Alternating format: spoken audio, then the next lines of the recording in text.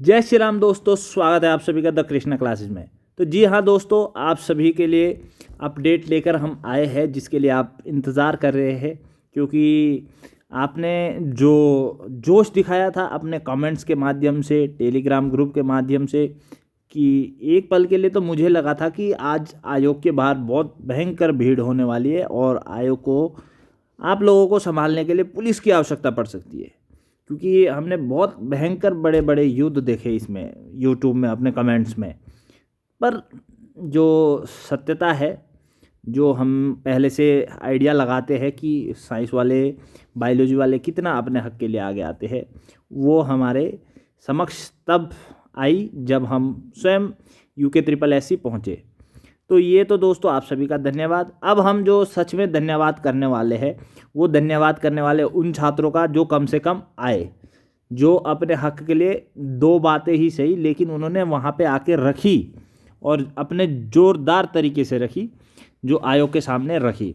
और सबसे बड़ा और दिल से धन्यवाद, थैंक यू हमारे उत्तराखंड बेरोजगार संघ के लिए, और हमारे जो अध्यक्ष जी है, हमारे बड़े भैया बॉबी पंवार जी, और जिला अध्यक्ष हमारे जसपाल चौहान जी, जिन्होंने पूरा समर्थन दिया और अपना पूरा समय निकाला हमारे लिए। तो इनका तो हम बड़े दिल से धन्यवाद करते हैं। और धन्यवाद इसलिए भी क्योंकि इन्होंने हमारे प्रश्न थे, वो चाहे आपके दिल में थे या हमारे मन में थे, जितने भी थे सभी प्रश्नों की इन्होंने आयोग के समक्ष बैठ के अपना अमूल्य समय दे के सभी प्रश्नों की शंकाएं दूर की। तो जस्सी भाई, हम उनको जस्सी भाई भी कहते हैं, जसपाल चौहान, हमारे ओर से पूरा the Krishna classes Uttarakhand biology वाले सब की ओर से आपका बहुत बहुत धन्यवाद। और हम उम्मीद करेंगे सभी बच्चे अगर कमेंट्स में कुछ लिख सकते तो सबसे पहले उन्हीं का धन्यवाद करें।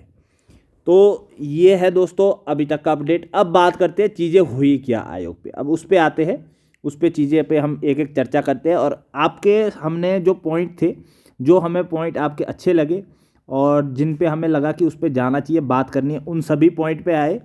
तो नीचे से हम शुरू कर देते हैं। जो सबसे लास्ट वाला पॉइंट था, हमने यहाँ पे लिखा था कि भर्ती परीक्षाओं में पारदर्शिता एवं सूचना का समय प्रकाशन। तो यहाँ पे दोस्तों हमारा पूरा हमने इस पॉइंट को रखा, अच्छे से रखा, लेकिन इस पर कोई भी डिसीजन नहीं निकला, मैं स्पष्ट रूप से बोल देता हूँ। और दूसरा दोस्तों, सिलेबस का अंक विभाजन, इस पे बात हुई। इस पे आयोग का कहना है कि अगर हम सिलेबस को डिवाइड कर देते हैं तो फिर तुम इस बात पे आएंगे कि कोर्ट जाएंगे, इस बात को लेके कोर्ट जाएंगे कि हमारा सिलेबस कम डाल रखा है, इनका ज़्यादा डाल रखा है। इसलिए हमने सिलेबस का डिफाइन ही नहीं किया और हम अपने स्तर पे सभी के लिए बराबर सिलेबस के अकॉर्डिंग पेपर दे देंगे। तो थोड़ा सा हमारी तरफ से ये भी अच्छे से हुआ नहीं है और शायद समझ नहीं पाए, हम समझाने में समर्थ नहीं रहे। तो जो भी चीज़ें रही, ये भी अच्छे से नहीं डिसाइड हो पाया। आगे के लिए ये भी दोस्तों पॉइंट बचा हुआ है, रहा हुआ है, ठीक है। अब दोस्तों यहाँ पे आप देखेंगे 5वां पॉइंट यहाँ पे रखा, कॉमन सिलेबस। तो इनका कहना यही है कि हमारा जो सिलेबस है वो कॉमन ही है और हम 9-10 साइंस के बेस पे ही हम सिलेबस रखने वाले हैं साइंस के लिए, ठीक है।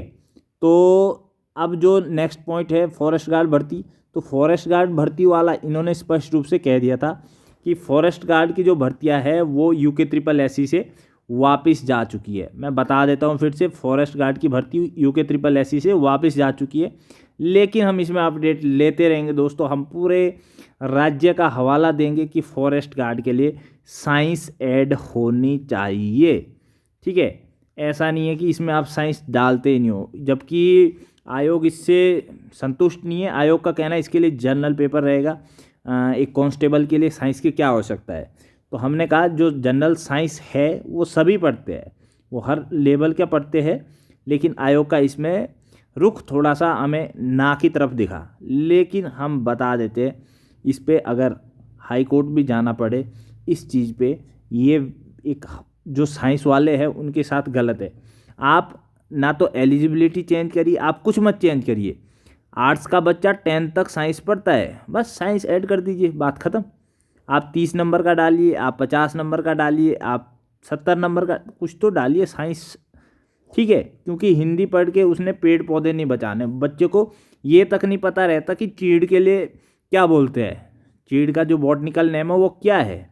जितने भी है। साल का बॉटनिकल नेम क्या है, तुलसी का क्या है। आप जंगल में जा रहे हैं, इनको इतना तो पता होना चाहिए ना। ये नॉलेज तो, आम नॉलेज तो पता होनी चाहिए, वो भी बाद में ट्रेनिंग में सीखना पड़ रहा है। तो ये चीज़ें दोस्तों समझनी पड़ेगी। और पूरे देश में साइंस होती है फॉरेस्ट गार्ड के पेपर में। तो उत्तराखंड एक ऐसा अलग कौन सा अजूबा है जहाँ पे साइंस नहीं हो सकती। इसे पहले हटाया गया था क्योंकि जो साइंस के बच्चे हैं वो कम थे।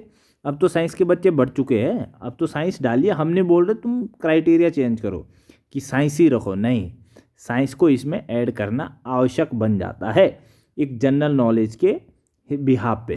ठीक है, अब दोस्तों हम आगे बढ़ते हैं। नेक्स्ट वन दरोगा। इसमें भी बच्चों ने रखा था कि मैथ आएगी और इसलिए इसका जो थोड़ा सा एग्ज़ाम में टाइम दीजिए। तो इसका हमने रखा था बात। हमारे जो अध्यक्ष जी है देहरादून के अध्यक्ष, जिला अध्यक्ष जी, उन्होंने बहुत अच्छे से इस पॉइंट को रखा। लेकिन इस पे भी आयोग का स्पष्ट रुख है कि 20 को एग्ज़ाम होने वाला है और हर हालत में हम ये एग्ज़ाम करवाने वाले हैं। ये हो गया दोस्तों वन दरोगा वाला। अब हम आगे बढ़ते हैं लैब असिस्टेंट वाला। ठीक है, लैब असिस्टेंट जो मुद्दा है, ये इस पे काफ़ी हमने बहस भी करी। ठीक है, चीज़ों को रखा भी और सर को समझाने की पूरी कोशिश की। इसमें आप क्या करने वाले हैं, किस तरह से आप इसको देखने वाले हैं। तो सर का स्पष्ट रुख है इसको लेके। लैब असिस्टेंट की जो अपडेट है, इसमें जो लैब असिस्टेंट वाला है, लैब असिस्टेंट वाला पहले उन्होंने कहा था कि, मैं दोनों बातें बता देता हूँ। पहले उन्होंने कहा एलईओ के साथ जितनी भी भर्तियाँ हैं वो सभी भर्तियाँ कैंसिल होने वाली है, पहले उन्होंने ये कहा। फिर उन्होंने कहा कि हम जो लैब असिस्टेंट है उसका जो सिलेबस है वो अपडेट कर देंगे। ठीक है, 1-2 दिन में हम नोटिस जारी कर देंगे और उसमें से एग्रीकल्चर और एनिमल हस्बेंड्री को हटाया जा सकता है। ठीक है, मतलब जो लैब असिस्टेंट का सिलेबस है वो अपडेट होने वाला है। उसमें मे बी पॉसिबल केमिस्ट्री और बायोलॉजी ही रहे।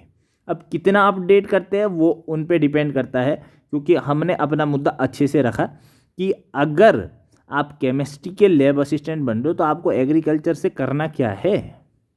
आप इस चीज़ को हटा दीजिए ना। जब उन्होंने केमिस्ट्री हटा दिया एलईओ से, तो आप इसको भी हटा दीजिए। तो ये चीज़ें हुई, हमने इस पर अच्छी अपने पॉइंट रखे। आपकी तरफ से जितने भी पॉइंट थे सभी हमने रखने की पूरी कोशिश की और फाइनल उन्होंने ये कंक्लूज़न दिया कि एलईओ को छोड़ के सभी भर्ती परीक्षाओं के एग्ज़ाम 20 तारीख को एक ही दिन क्लब करके होने वाले हैं, जिसका सिलेबस हम निकालने वाले हैं। 1-2 दिन में हम इसका नोटिस निकालने वाले हैं। अब ये क्या करते हैं, किस तरह से करते हैं, उसके लिए उन्होंने कहा कि ये हमारी जिम्मेदारी है, आपकी जिम्मेदारी है कि आप 20 तारीख के लिए अपना पढ़ाई शुरू कर दीजिए। ठीक है, आप अपना 9th-10th का स्टैंडर्ड रहेगा, जनरल साइंस रहेगी, मैथ रहेगी, इसको आप अच्छे से पढ़िए और ये एग्ज़ाम आपके लिए होने वाला है। ये चीज़ जब उन्होंने कही, मेरे तो सर के ऊपर से गई कि वो कैसे 3-4 एग्ज़ाम है एक ही दिन करवाने वाले। उन्होंने कहा हम कॉमन पेपर बनाएंगे, ये बनाए। अब कैसे बनाओगे ये तो मुझे भी नहीं पता। ठीक है, कौन उनके एडवाइज़र है, किस तरह से वो समझाना चाह रहे थे, ये मेरे ऊपर से गई। मैं बात रखने वाला था, शायद उनके पास समय कम था, क्या था मुझे नहीं पता। उन्होंने कहा हो गया फ़िलहाल के लिए। हो सकता है लंच का टाइम भी जा रहा था, तो ये भी हो सकता है।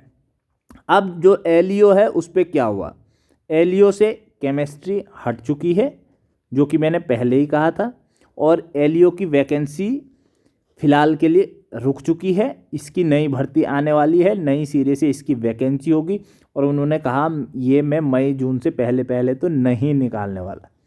ठीक है, मतलब कि ये आप मान के चलिए जून-जुलाई के बाद ही एलईओ की नई वैकेंसी आएगी, जिसमें कि केमिस्ट्री आपको देखने को नहीं मिलेगा। तो ये दोस्तों पूरी अपडेट है। लेकिन अगर उस बीच कोई हाई कोर्ट जाता है, चीज़ें होती है, ऑर्डर होते हैं, तो ये भी मैं बता देता हूँ चीज़ें चेंज होगी, क्योंकि हाई कोर्ट, हमारे जो ऑनरेबल हाई कोर्ट है वो सर्वोपरि है उत्तराखंड राज्य के लिए और चीज़ें उनके अकॉर्डिंग ही होगी। धन्यवाद दोस्तों, ये अपडेट थी। आपके इतने सारे मैसेज आ गए, कृपया करके अब अपने जो मैसेज है उसको आप पूर्ण विराम दें, शांति रखें और हमें भी दोस्तों शांत रहने दीजिए। आप भी अपना पढ़ाई करिए, 20 तारीख को आपका भी एग्ज़ाम है और हमारे एग्ज़ाम तो परसों से शुरू है। तो धन्यवाद दोस्तों। जय हिंद, जय भारत, जय उत्तराखंड। नमस्कार।